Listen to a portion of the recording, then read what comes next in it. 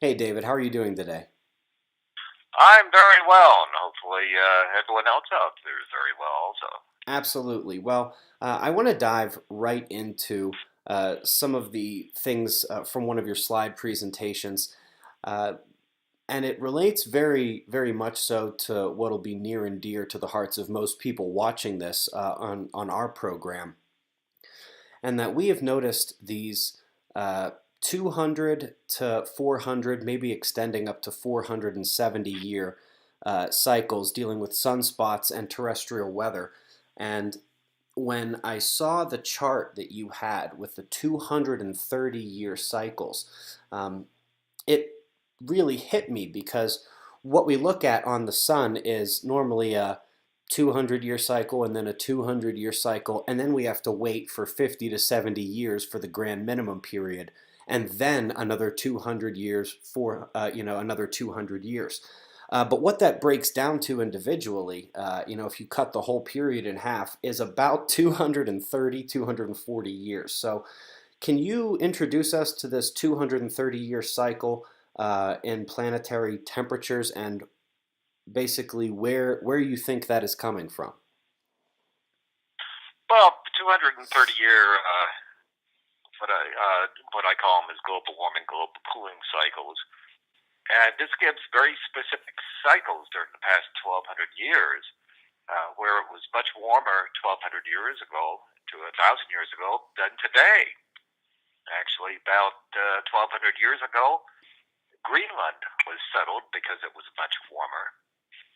And then they had to vacate that area back about 900 years ago because it got too cold again. They worked out of a global warming cycle into another global cooling cycle. But what we see is these cycles come pretty uniformly about every, oh, as short as 200 years, as long as 240 years. The average is 230 years, and we have five, or I should say six, global warming cycles in the past 1,200 years. Uh, and this lines up perfectly with the gravitational cycles of the Earth, Moon, Sun alignments and the cycles during the same period. So it's a near 100% correlation due to the gravitational pull of the Earth, Moon, Sun as tied into the oceans and the atmosphere. If you were to try to describe this to somebody, or if somebody listening was to try to say, hey, there's this really cool 230-year cycle with the Earth, Sun, and the Moon, and it's based on the new moon, the full moon, and uh, you know the perigee and apogee, the closest and furthest points away from the Earth that the Moon is. Every 230 years, we see blank. Okay. Well, in the temperatures, it is easy to see it. We can see it on 10-year cycles on the temperatures in the United States. Every 10 years we have a upward blip, a warm period. And this is on the 9-year lunar cycle. Every 9 years, it's stronger. And these cycles broaden out to a 240-year cycle. So what it is, it's the strong cycles when the Earth, Moon, Sun become in alignment, and we have a stronger cycle every 230 years. So I guess what What I'm asking is, what do you mean by stronger cycles? I mean, so we know that we get new moons and full moons every month. We get, a couple eclipses a year. What does it mean to have a stronger cycle like that? Okay, what it really means is if we track the what we call syzygy cycles of the Earth, Moon, Sun, that's when the Earth, Moon, Sun become pretty close alignment. That causes strong gravitational tug on the Earth, and these cycles can last for several months during a year. And actually, they go in a cycle where, due to the elevation of the moon in the sky, what we do is have different elevations in the sky that these events occur, and this affects the ocean currents greatly. And I was talking to you earlier about this, about how the very strong cycles during global warming cycle every 230 years, it actually pulses a warm pulse of warm water into the Arctic, and the Arctic ice melts from the bottom up, not from the top down. And then once you get more free open water up there, then you have a warmer Arctic and warmer winters. But then when it starts freezing up again, you're right back into the cold cycle. What you're looking for is not just an eclipse. Yes, an eclipse is a Earth-Moon-Sun alignment, but the power of the gravitational tug on the Earth, also you have to implant how far the moon is away from the Earth. If it's closer to the Earth, if it's a close approach to the Earth, they will add a lot of gravitational tug. What I look at are the stronger cycles where you have not only a close approach of the moon to the Earth, but also the alignment of the Earth-Moon-Sun. So we're looking at two factors, the gravitational pull from the alignment and the gravitational pull from the close approach to the Earth. When you have these factors, your gravitational pull can increase by as much as 47% above the normal gravitational tug on the Earth. Okay, so how often would you expect those two things to combine to create that? And I can see where it's, it can add 44 to 47% gravitational pull. Is that what happens every 9 years and maybe it harmonizes out to 72, or does that only happen every 72 years? I guess so that 44 to 47% number, how often does that happen? Uh, it happens pretty much on a yearly basis. Oh, pretty much on a yearly Uh, basis. Okay. it does happen on a yearly basis, but what also happens is as you approach the stronger period, it happens on more frequently in a month. On the months, you may have 3 or 4 months in a row. It actually occurs about 6 months out of a year. Some years maybe only about 2 months out of a year. Other years you have more months, so it comes into a stronger cycle. Now these cycles aren't only the close approach or the alignment, but it's also the elevation in the sky, because the moon changes from as much as below the equator, down 28, 29 degrees below the equator to about 28, 29 degrees above the equator. And this is a 4-year cycle where it'll go from the northern hemisphere to the southern hemisphere. And it takes 8 to 9 years for it to get back to the northern hemisphere at the relatively same elevation in the sky. That's your 9-year cycle.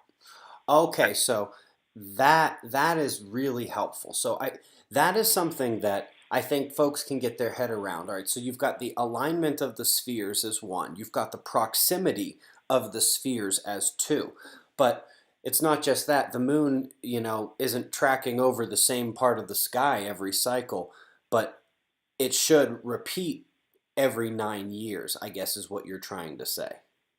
Well, that's right. And there's some of these cycles where it takes 18 years for it to get high in the sky. Like, say if today we're at the peak of the cycle and it's 28 degrees in the northern sky, the moon, okay? Okay. It will take it 18 years again to get that high in the sky in the northern hemisphere. It's an 18-year cycle. Because what happens is 9 years from now it'll be at a lower elevation. Instead of 29 degrees, it may only be about 25 degrees. There's some years it only gets as high as about 20 degrees in the sky. Well, you can have coastal flooding on a new moon or a full moon without a storm on the east coast of the United States.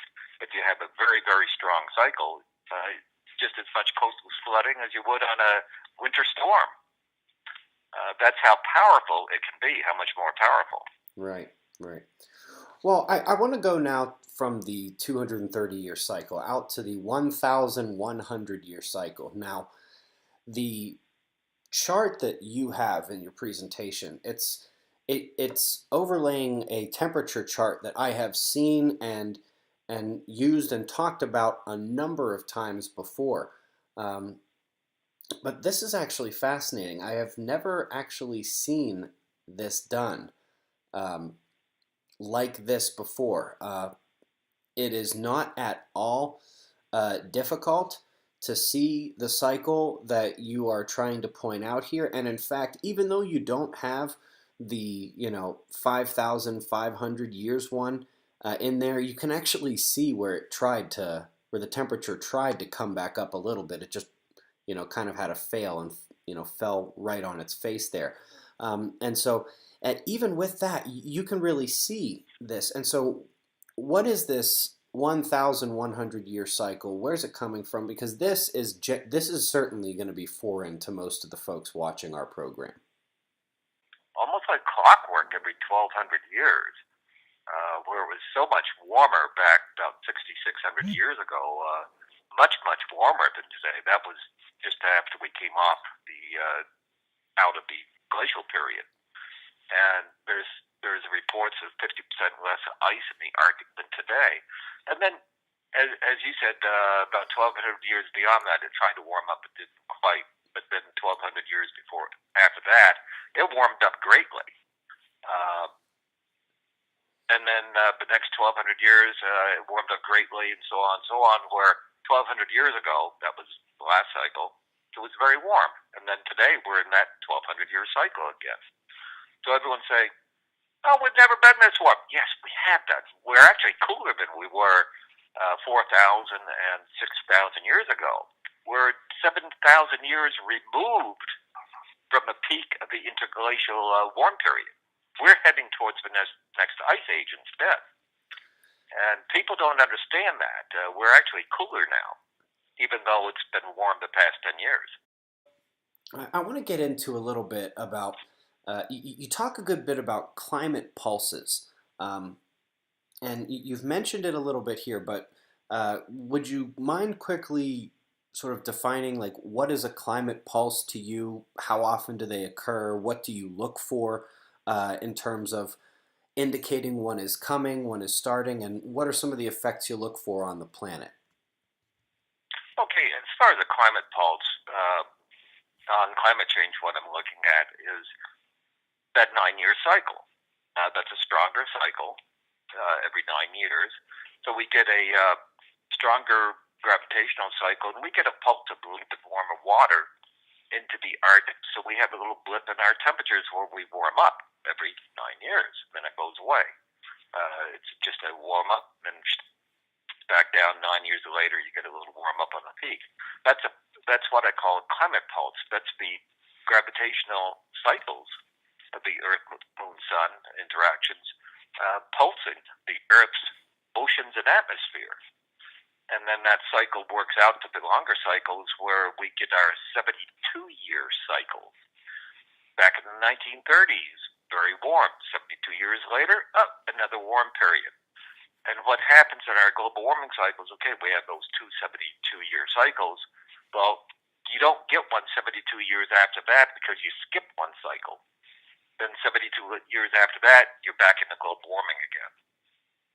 I don't know if you quite understand what I said there. Well, that it does make sense because you just mentioned three segments of it, and 3 times 72 were pretty close to your 230-year cycle there, Correct. which you said was 200 to 240 years. So I imagine when you say 72 years, that could be 73, that could be 71, that could be 75 in any given actual circumstance. These are just generalized numbers that can help folks, right?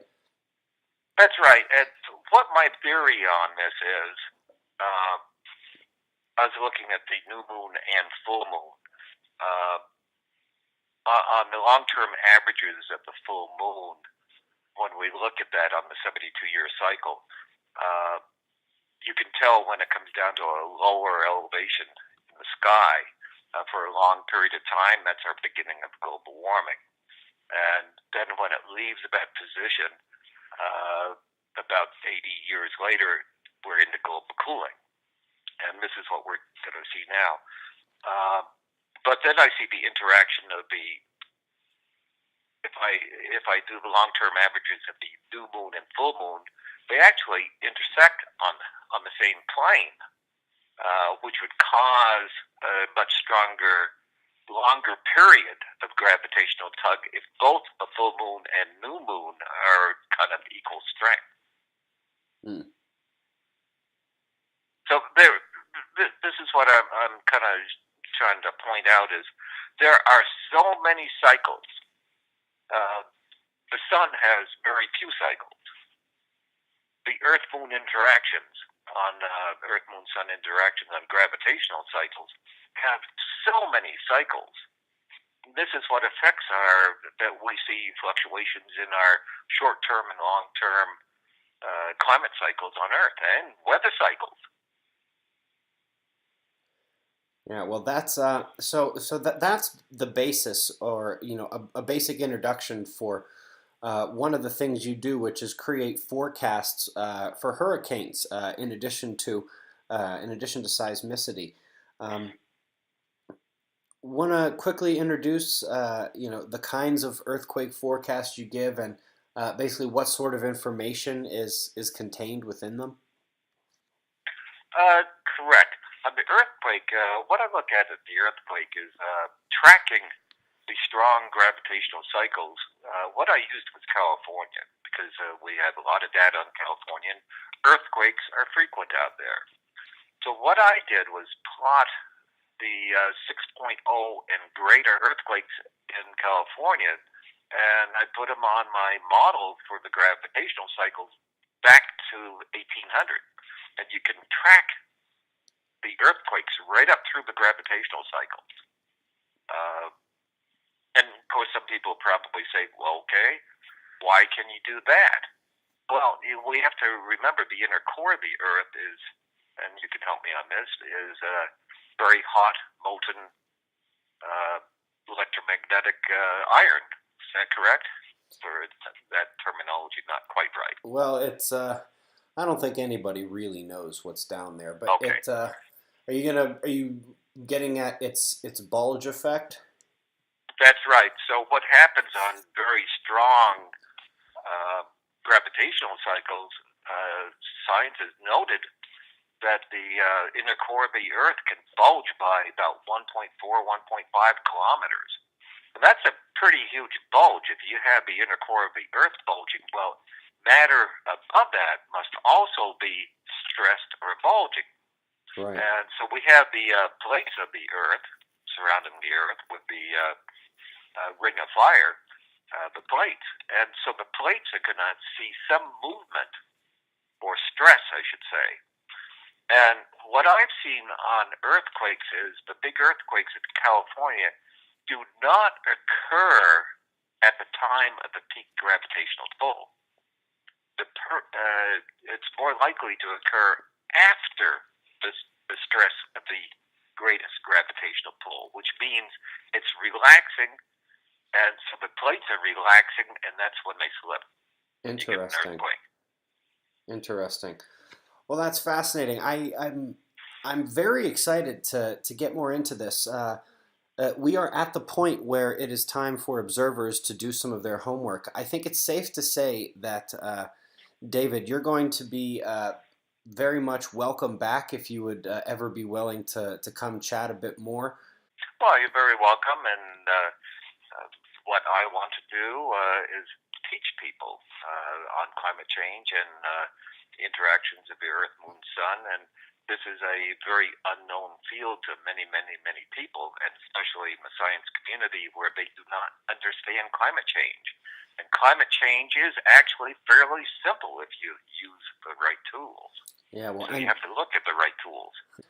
Can't wait to have you back, David. Thanks again. Yeah. Thank you very much.